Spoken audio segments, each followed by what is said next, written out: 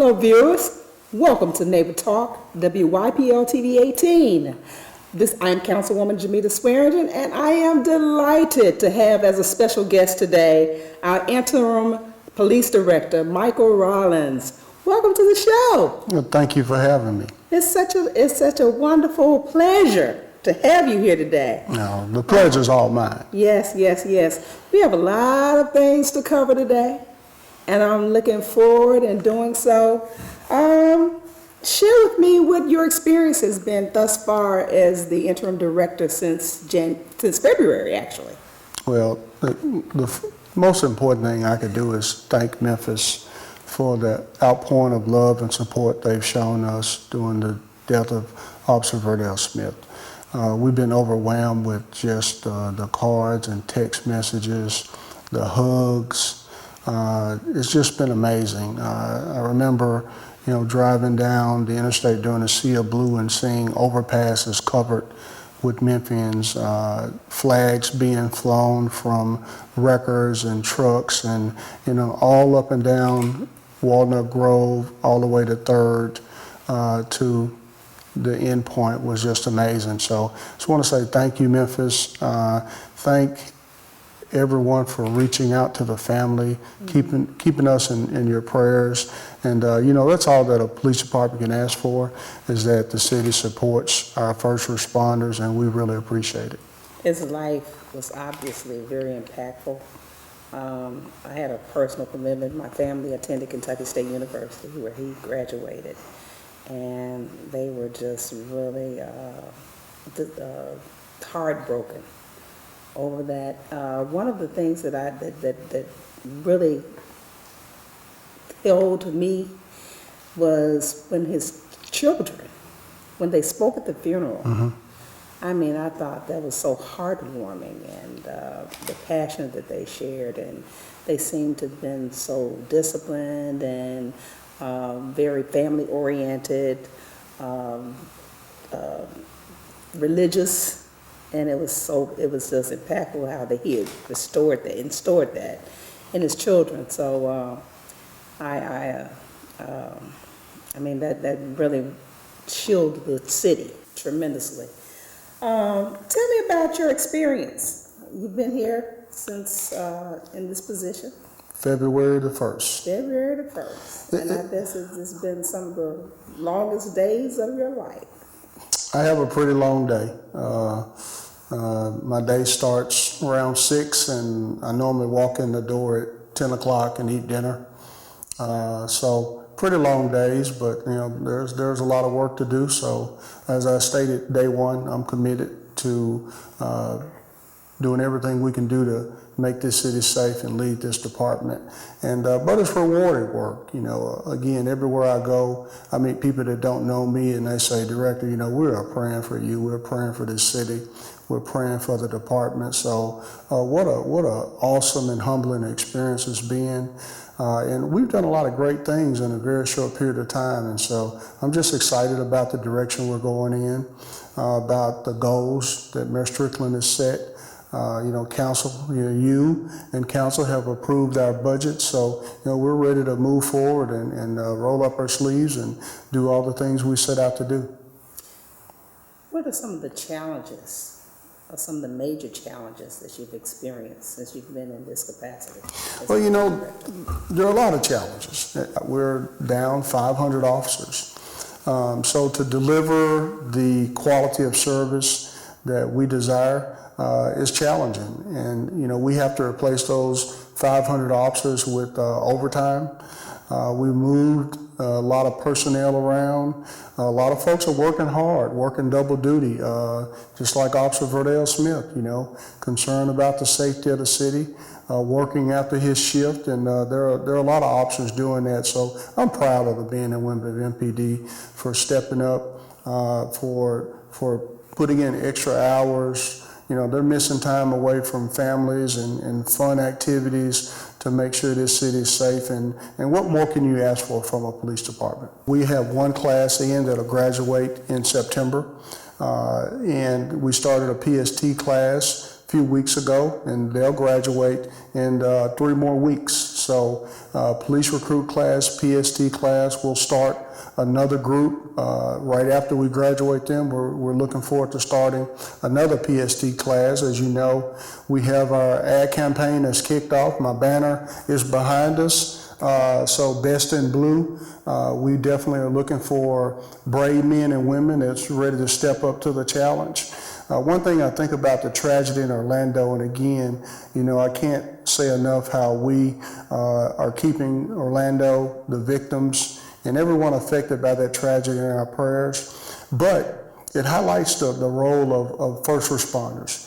I think about if that police officer had not been there, how many more lives would have been lost if the SWAT team and officers from Orlando Police Department had not responded and risked their own safety to save others. Tragic situation, but it could have been much worse, just like the tragedy here where our officers, led by Officer Verdell Smith, move people out of the way to ensure their safety. That's what law enforcement does all over the nation. It has been shared with me that the Shelby County Office of Preparedness, they're offering training in case we experience the same massacre that transpired in Orlando. They have training, and I'm hoping that number will appear on the screen. It's 222-6700.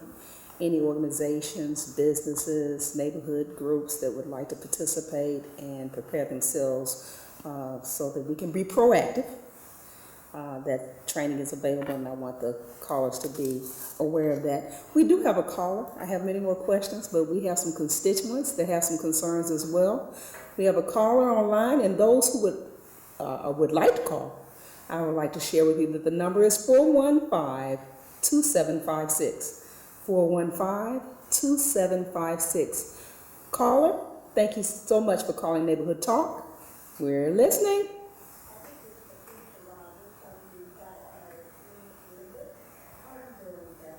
I'm fine. Thank you so much for joining us.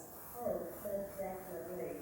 I would like to ask our permanent director, I'm going to call him the interim director, he is the police director.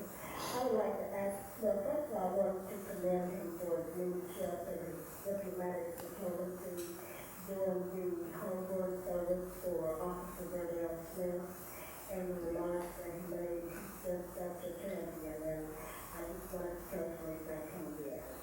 Well, thank you. Yes. Director Rollins, what is your plan to combat criminal activity, drug trafficking, at some of the neighborhood businesses that are public nuisances in our neighborhood? Well, Ms. Rogers, that's a very good question. I think that, a couple of things we do is we work with the DA's office and Judge Potter in our organized crime unit to combat any neighborhood nuisance or activity. We also work closely with our precinct commanders. So it's a collaborative effort to make sure that everything we do is within the guidelines of the law. So, working with code enforcement, collecting data on what crimes are occurring, when they're occurring, so we can present the information to Judge Potter via the DA's office, so he can make a decision on if that would be ruled as a nuisance. And we will continue to enforce the laws and ordinances to rid the community of that type of activity. To ask Director Rollins in reference to the massacre that took place in Orlando, how would the Memphis Police Department have handled such a situation such as that? In reference to all of the information that has now come out in reference. Okay, so I'll go ahead and start. And thank you for that question. One thing, you talked about the Shelby County Office of Preparedness conducting active shooter training. We have been conducting active shooter training since Columbine, and even before then. But obviously Columbine was a wake-up call for the nation. I was a firearms instructor for 10 years, so I've actually taught those courses. I probably trained probably the majority of our police officers. And so lately we've been champions of a program called Alert. It's kind of the national model for active shooter response. The Memphis Police Department has trained I can't even count how many law enforcement agencies and officers have came through our Alert program. We're actually been recognized as a national model. So how do we respond? One is that it is our goal in training to go in, if there's an active shooter situation, the officers are trained to gather, either 2 or 4 officers and immediately go in and attempt to neutralize the threat.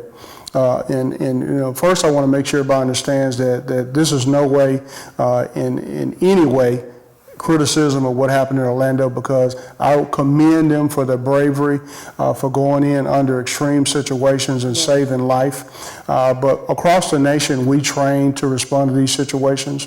We have officers in uniform patrol in our specialized unit that have special weapons and tactics training.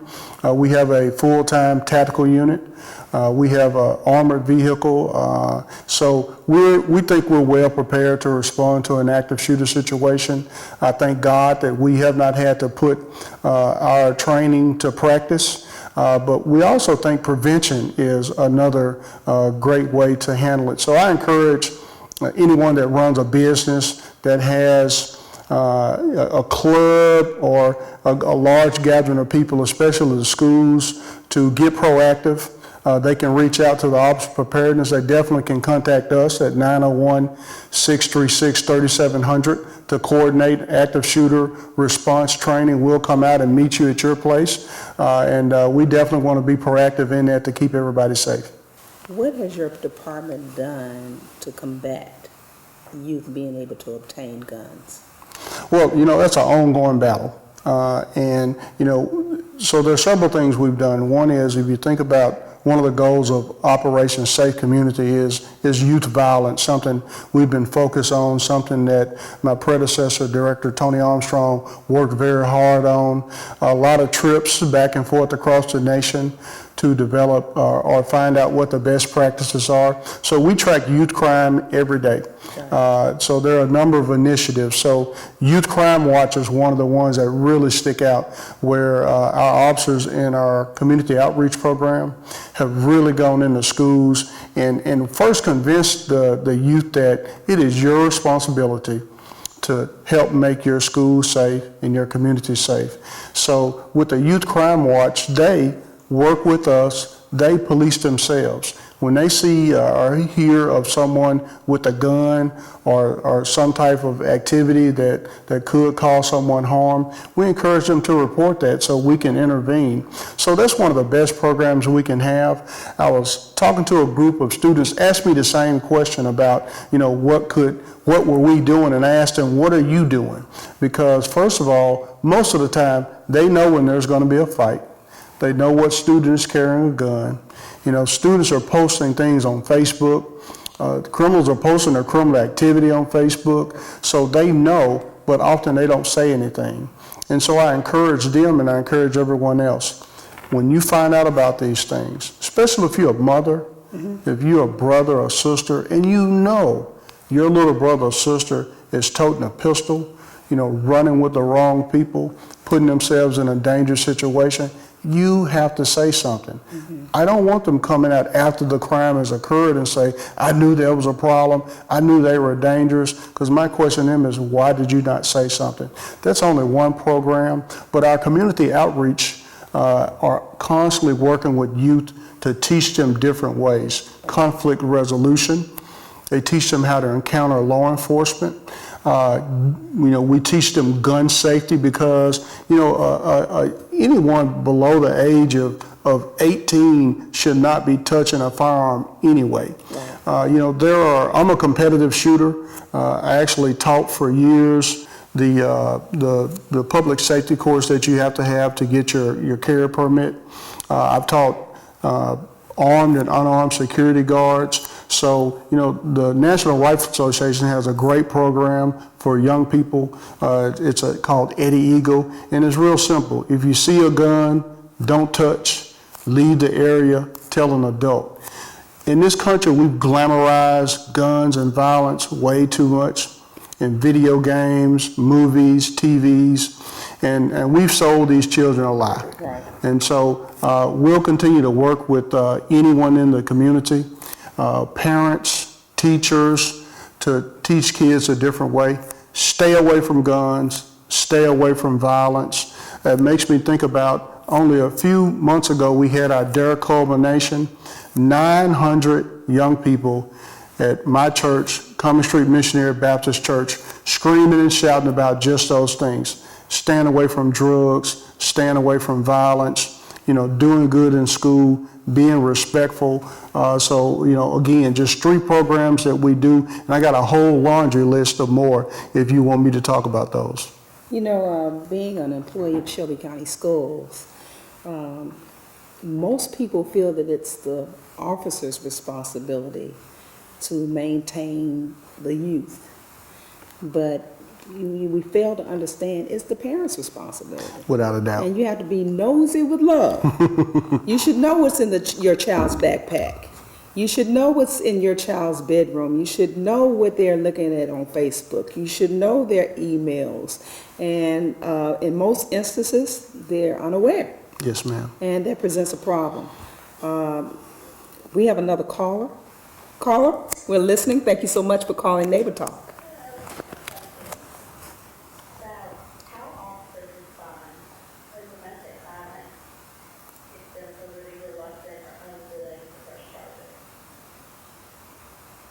Okay, I heard domestic violence. Could you repeat that? Did you get it?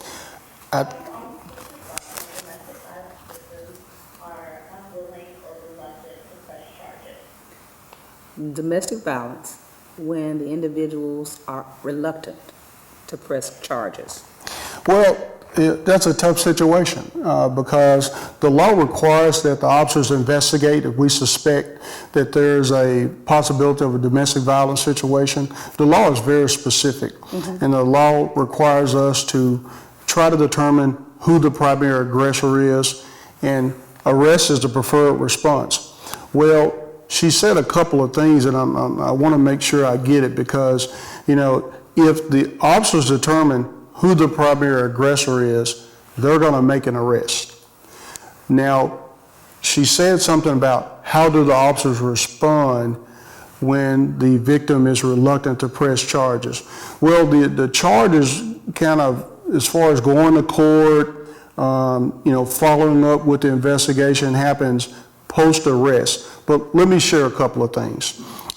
We have a great jewel in Memphis called the Family Safety Center. Okay. I'm a member of the board. There are some dedicated individuals that will help any victim of domestic violence, male or female. So I encourage, anyone that is a victim of domestic violence, because I talk about the males, 1 in 3 women are often victims of domestic violence, but 1 in 4 men are also victims of domestic violence. So I encourage any of them to call the police, reach out to the Family Safety Center. I just heard a heartwarming story Monday from a victim of domestic violence that talked about how she gained so much help, so much courage, regained her independence after being a victim of domestic violence from a relationship she was in. So, I know that there are pressures in a relationship. Sometimes people don't know how they're going to get out of that situation, but I'm going to encourage them to reach out to us or reach out to the Family Safety Center for some help. It's unfortunate a lot of times those that are engaged or experience domestic violence, they get the restraining orders, but still they receive the pressures from the individual. And it always sometimes ends in an unfortunate situation. What can we do to have a larger magnitude on the restraining orders? Well, that's a great tool about the Family Safety Center in that we can help walk you through the process and talk about those things. So a couple of things happen when you think about domestic violence. often we see that sometimes there's the reluctance, like the caller stated. Right. But the other thing is that we have to encourage and empower people that we know to report. We can help them go to a place of safety. But the biggest thing is to let us know that it's happening, because sometimes there's a pattern, and a lot of times it helps us to have the report on file to determine, the risks that are associated. Now I'm gonna give you some good news. On July 4th, right after the holiday, we're gonna start a new program. It's a brand new program. We've already started issuing GPS tracking bracelets to sexual assault offenders. So, unfortunately, a number of individuals are sexually assaulted in our area. So with the GPS ankle bracelet program, the offender, before they can get out on bail, they'll have to agree to wear these GPS ankle bracelets. And we can put a geo-fence around those individuals and know that if you're not supposed to come anywhere near me, then we can track it. We have a third-party vendor that will work with our real-time crime center and will track them, and we can see. And so when you talk about violating the order of protection, we're going to use technology to make our victims safer. So July the 5th, we're going to expand that to aggravated domestic violence offenders, aggravated assault DV offenders. So we'll be able to put a geo-fence around that particular person, and if our victims want to wear a bracelet, we can do it, because often those order protections say that I can't come within so many feet of you, I can't carry a gun, I can't call you, I can't text you, I can't show up on your job. Well, when we get alerted that that individual has violated that geo-fence, then we go out and make an arrest. Right. So I'm excited about that program. Each year, I think that, we in 2015, 23,696 domestic violence offense reports. So we've got a group of men and women that investigate that, but what'll make their life a lot easier if we can use our technology to alert us when there's a violation, so we can make an arrest and make that person adhere to their bail conditions. There's, of course, you're aware that they have recommended charging or asking individuals to pay a cover charge on Bill Street. Yes, ma'am. And that's to perhaps limit crime. But there are many constituents that feel that that is not the way to go. You have Bourbon Street, where they're able to control crime. There's no cover fee to enter that street, and that it would perhaps deter tourism. If you come in at 9:49, you don't have to pay anything. You come in at 10:01, all of a sudden you have to pay a $10 cover fee. Is there anything else that we can do to limit the crime on Beale Street as an option of charging individuals a coverage fee of $10? Well, I worked on Beale Street. I was a supervisor from, I think, 2005 to 2006. So the issue with Beale Street is crowds and good behavior. So what could we do? Well, I wish people would just behave themselves. Right. But in the absence of that, when we've had an officer that has lost his life, had a young lady, a mother that was just starting her life, that was gunned down senselessly. We've had other victims of incidents down there. So I think we have to do something. So I was down on Beale Street last weekend with my officers, making sure that the things that we implemented help keep our citizens safe, our tourists safe, and our officers safe. So I think that we need to research every possible way that we can to make the city safe. Our number one tourist attraction in the city, we have to make sure that everybody is safe when they go down there. So think about this. I remember years ago when I could dance, if you went to the club before a certain time, you got in free, but after a certain time, there was a cover charge. And I was thinking about taking my grandson to the movie, I have to pay. So I am willing to pay for safe entertainment. I think the business, as we evolve through that, and it's not just going to a street, because when the gates go up, that's a special event. Right. So when we go to Music Fest, when we go to Italian Fest or some other venue, a ball game, we have to pay. So, not only are you paying, but you're getting back the money that you pay. So again, we're going to continue to work with the Downtown Memphis Commission, the Beale Street Merchants Association, the mayor's office, and my guys to make it safe. And I think we'll figure it out. Last weekend was a nice weekend. There was no incidents. Sheriff Bill Oldham, thank you for coming in and helping us. We appreciate you and the deputies. I got to meet them and fellowship with them. Again, our number one goal is to make it safe. If it costs something, then I think we should be willing to pay that cost. And if that's not the direction we need to go in, let's at least try it. Yeah. Let's try it and see if it works. If not, let's go back and try something different. I appreciate you. We have another caller, and those who would like to tune in, please call 415-2756. Neighborhood Talk. Caller, we're listening. We're fine. How are you? I was going to say, I want to piggyback on what you said about taking backpacks. I have all of me and my children, we grew up in the Memphis, Tennessee area, me, myself. And I feel like the police are there. They're not responsible for our children. We are. And you are exactly right. Take backpacks. Go to the schools, the classrooms, all of my children are grown, and they have never been in games or shootouts or none of this stuff. Right. Because I with the police to help me. I do, because they're not children. We have to do it as a neighborhood and mothers and fathers. That's the problem. If look down, you got a gun, you need to check.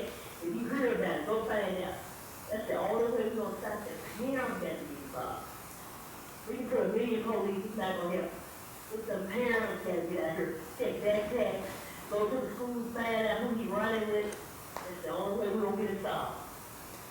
I certainly appreciate you calling, and thanks so much for being a good parent. And I truly believe in being nosy with love. Thank you. Thank you. I have a great evening. You do Yeah. the same. Thank you for calling Neighbor Talk. We're going to take a small break, Okay. and we'll be back. Callers, please tune in to Neighbor Talk, WYPL TV, Channel 18, 415-2756. Get on the phones and call 415-2756. We have today our interim police director, Michael Rollins.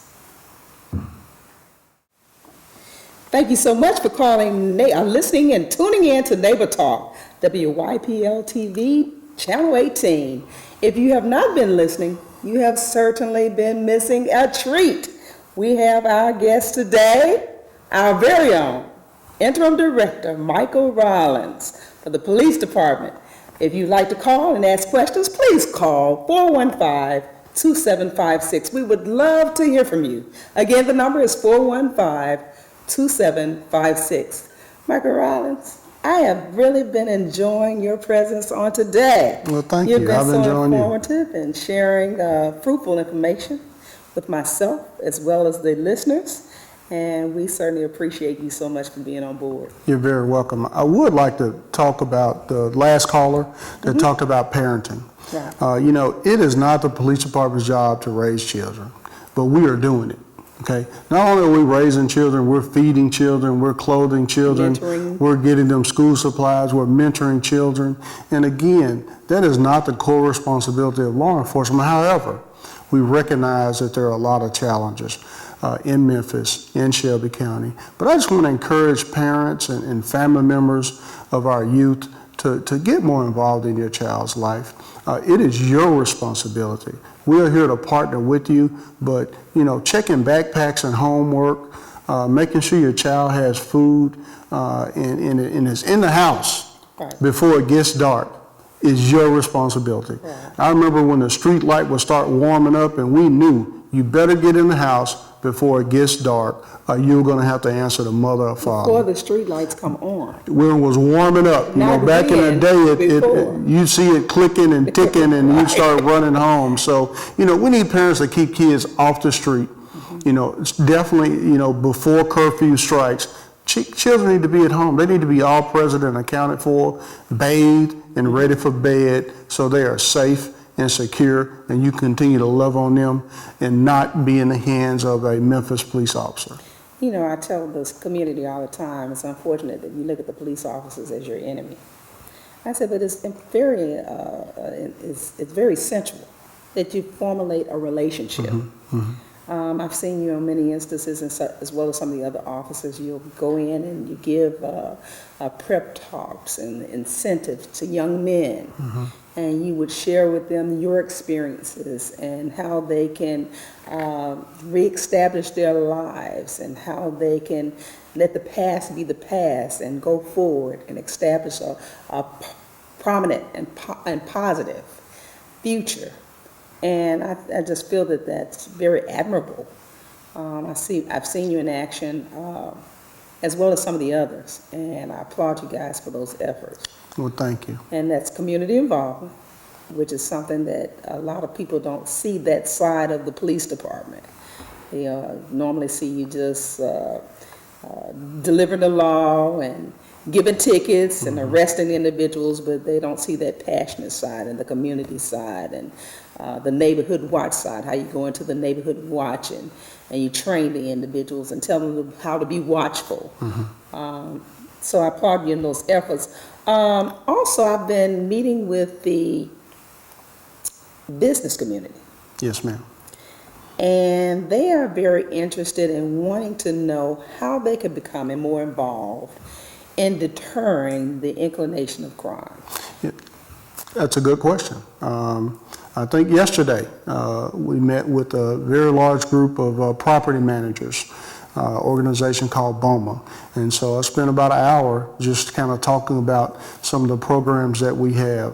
So one thing I encourage them to do is, we have a business watch, kind of like neighborhood watch. We encourage the businesses to find out what precinct you're in, go up and talk to your precinct commander or neighborhood watch coordinator.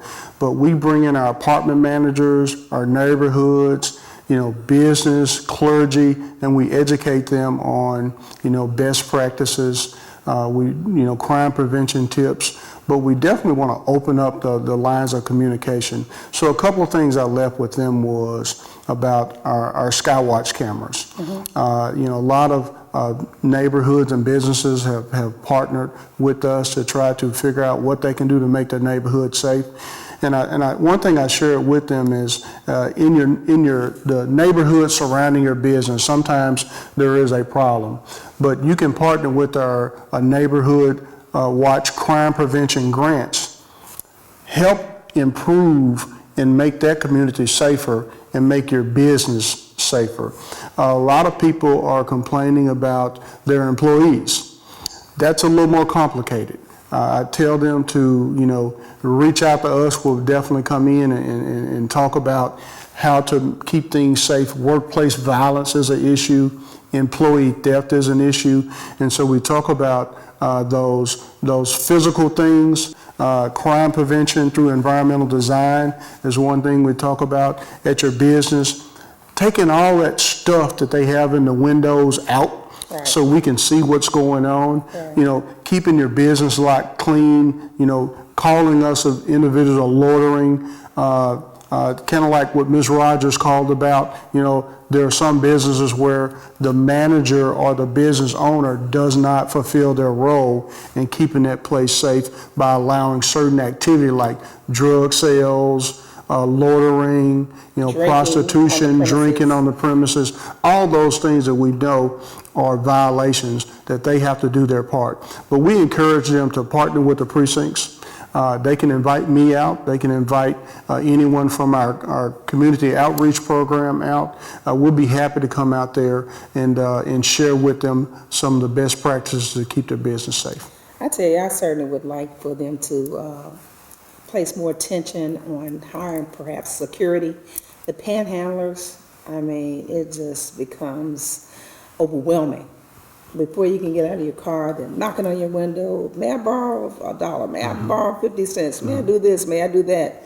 or they will flutter out of a corner in the mist without you being knowledgeable. And sometimes it's scary, and it kind of keeps individuals from coming to your business. It's really, some people find it offensive. Some people find it a scary moment, and they become afraid. But I wish they could control that environment a little bit more. It seems as if you can hardly go anywhere, the grocery store, the service station, or any place without experiencing panhandlers coming to your door and knocking and asking for money. Is there any way that that can be a little bit more controlled, or is that in the hands of the owner of the business? Well, you mentioned something about security officers on private property. Right. And I think that we have some business owners that are doing a great job. They make sure that their property is safe.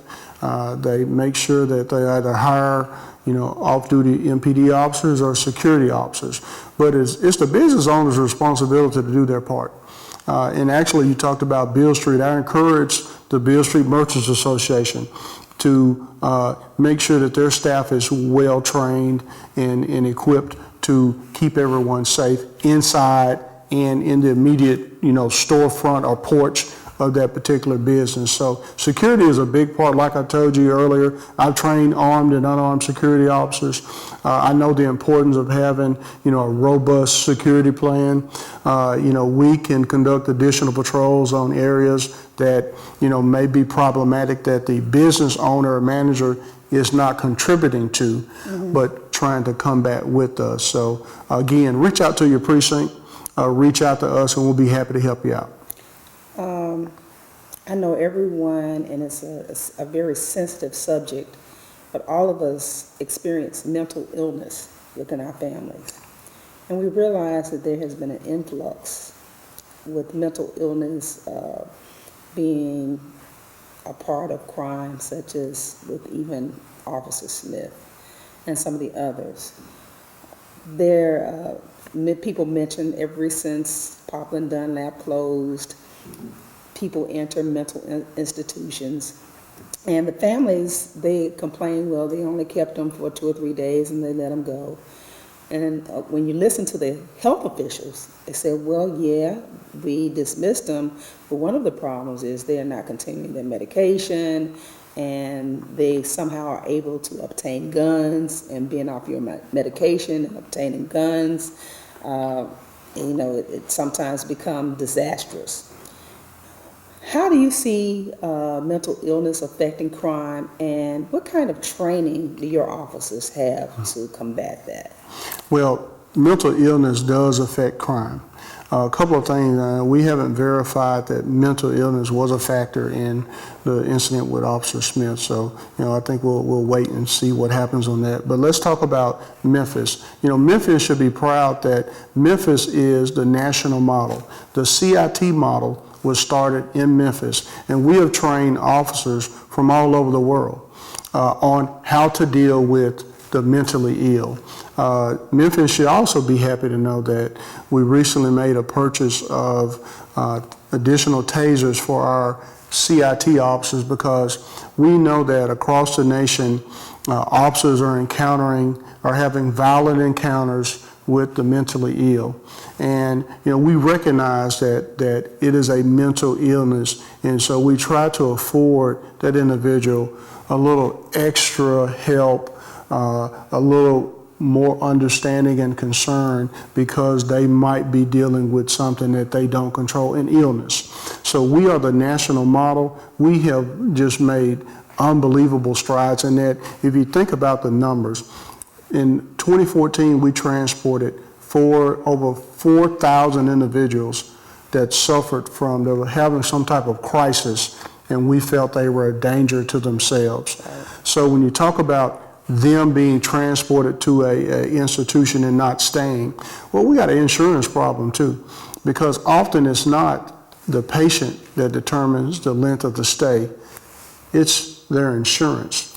We think about individuals that are arrested while they're incarcerated. They receive their medication, they receive some type of psychological counseling or care, but then when they get released, I think the numbers are correct, they may get a 30-day supply of their medication. If they don't have insurance, if they don't have access to health care, then what does that person do? And we know that there are problems when they don't get their medication. But it highlights a couple of issues, that healthcare in America is broken. And we should all be committed to fixing it. So, when I see all the pushback about universal health care, I wonder and say, where are we going? You talked about access to guns. We know that there have been some horrific, tragic incidents where individuals that are suffering from mental illness have access to guns. The two don't mix. Right. We should all be working together to make sure that we have changed where we've shut down these institutions. So now, 201 Poplar, the corrections all across the state, and the police department are often, when you think about police, we're often the first report to someone needing any type of social service. Mental illness, homelessness, poverty, mothers and fathers not taking care of their children. But that's a lot of demands on law enforcement. So I'm so glad you brought that up. We're going to have our award ceremony for our CIT officers, sponsored by NAMI, National Alliance for the Mentally Ill. They do such great work. And we have a few jewels in Memphis we should be proud of. One is the work that they do. The other one is the CIT program. And you have the PLT that you've got reinvented, right? The PSTs. PST. The police service technicians. Right. Hadn't had a class since 2009. It's been a while. Started our first class in 2016. Excited. They'll be graduating in probably 3 weeks. They'll be out there learning their job, and then they can help take the pressure of 33,000 accidents in Memphis last year, 100 traffic fatalities. So they won't have a lack of work, but I'm excited that they'll be able to help us and help us reduce the demands on police officers, because during that same time period, we answered over 1 million calls for service. Most importantly, jobs, some additional jobs within the city. There are so many jobs in Memphis, and we talked about free job training. We talked about our WIN program at a town hall Tuesday. We talked about the Tennessee Promise, the Hope Scholarship. You know what? People are running out of excuses. They need to get up, get proactive, and take care of business. I am so sick of people making excuses that is just driving me crazy. And this should be a call to action. Get up, get positive, work your way out of your circumstance. There are some jobs available. I agree. Yes. We have another caller. Caller, thank you so much for calling Neighborhood Talk. We are listening.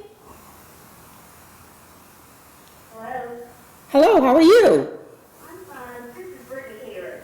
Hi, Brittany. Hi, Ms. Harris. I had a question. I have mental health in my family, and sometimes I'm just kind of nervous about calling police, with all the things you hear going on.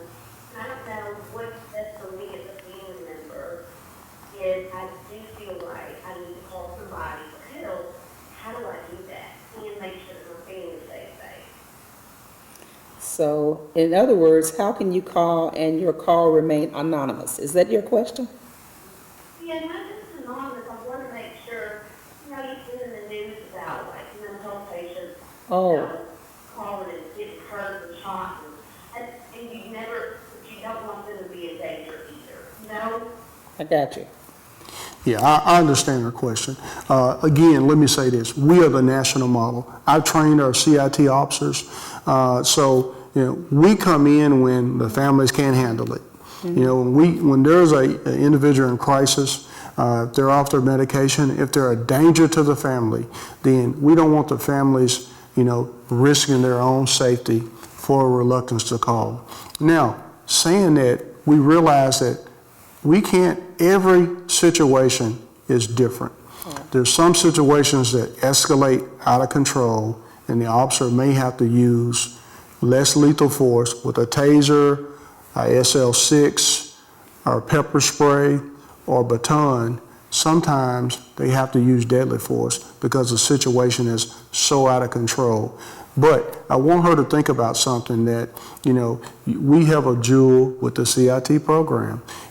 4,000 transports last year where we took an individual out of crisis, safely took them to where they can get help, get evaluated, get their medication. So I'm going to encourage her to call.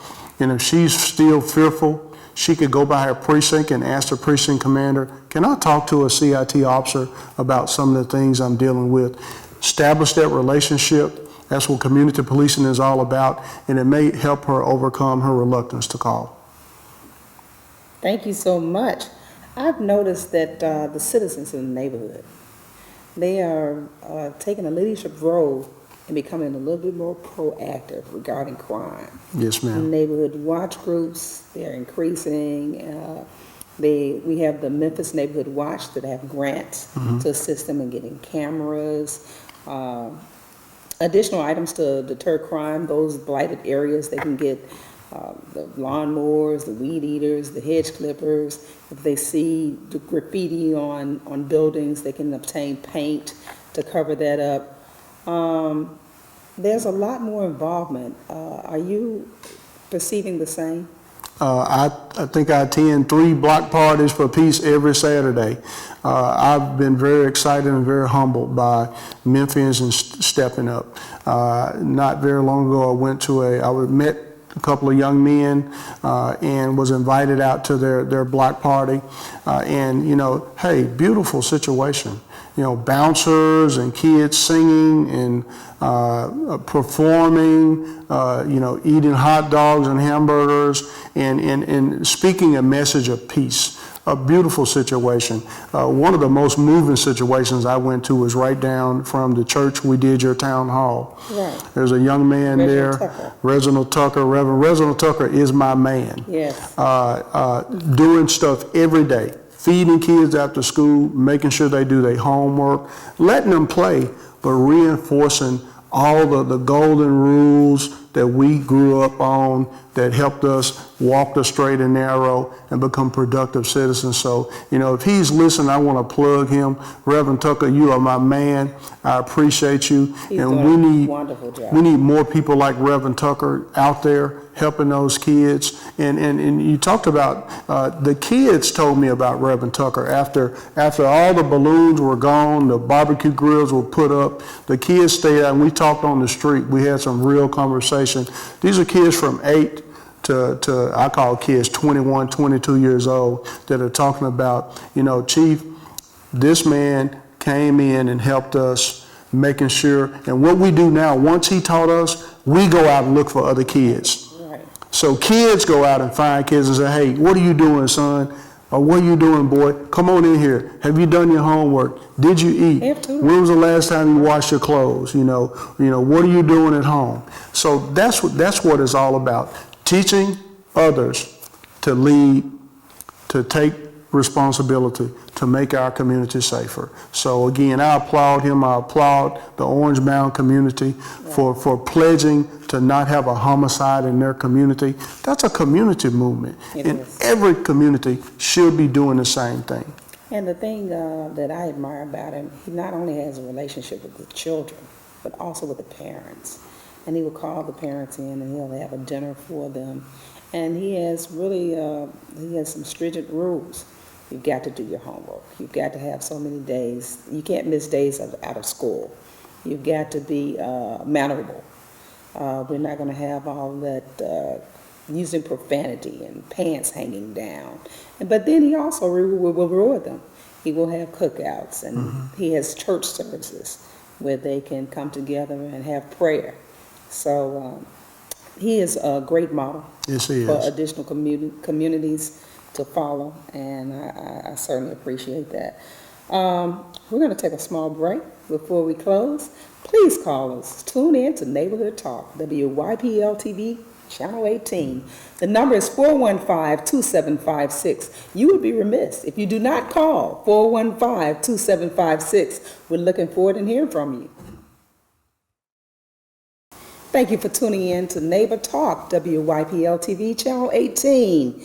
Caller, if you have something that you would like to discuss, please don't hesitate in calling 415-2756. As you know, I have our wonderful interim police director, Michael Rollins, joining me today. I'm so delighted. We have a few minutes left, and we'd like to talk about some additional things. Mr. Rollins, you know I'm new on the council, and prior to getting here, I know there were some policemen that were a little disgruntled Yes, ma'am. regarding the pension benefits. They felt that the salaries were not competitive. Since the year has begun, we hope that we have created some smiles on their face. Their salaries have increased by 2%. We had appropriated within our budget for you all to receive radios and a new police fleet, body cams. So we're hoping that we're moving towards the mark. What other things can we do? And it's very important that we maintain and keep our patrolmen here in the city. We don't want them branching to other entities. So can you add some light on what we can do to ensure that we maintain them, and what else can we do to assist you in your department? Okay. I'm glad you asked. Some things we can do are free. Okay. One is we can show our officers we appreciate them. And that's why I asked day one, when people see a Memphis police officer, just tell them thank you. Tell him or her thank you. Let them know that, you know what, we're praying for you. Let them know that you have their back. Because, you know, the officers have a lot of challenges to deal with. We're throwing everything on them, but sometimes we don't give them the support that they need to do their job. So that's what Memphians can do for free. Now, if they got a little extra food, a little extra time, they can do a cop stop. They can invite us out, invite the officers over so they can eat and fellowship and meet people. You know, they can go to the precinct. Again, I talk about the outpouring that we've seen with the loss of Officer Verdell Smith, but also, you know, we've lost 3 officers in the last few years. So there's been an outpouring of support where people go up to the precinct, they pray during roll call, they hug the officers, they bring them snacks and drinks. But let's talk about the other things that are really affecting us. I think we're trying to move the needle in the right direction. So we started the year off with a 2% raise, just approved, you know, a 3% or more raise. We're, you know, working on plans to take care of the health care benefits that a lot of our retirees have lost. So, you know, I want to commend the mayor. I want to commend Chief Alex Smith for the hard work and the senior leadership team for working on trying to improve benefits, retain our officers, and let them know we love them and we need them. We only have a couple of minutes left. Please share with those individuals how they become a part of the law enforcement. They can go to joinmpd.com. They can also call 636-4473, talk to a recruiter so we can get them on the right track. Okay, thank you. Hands in Memphis.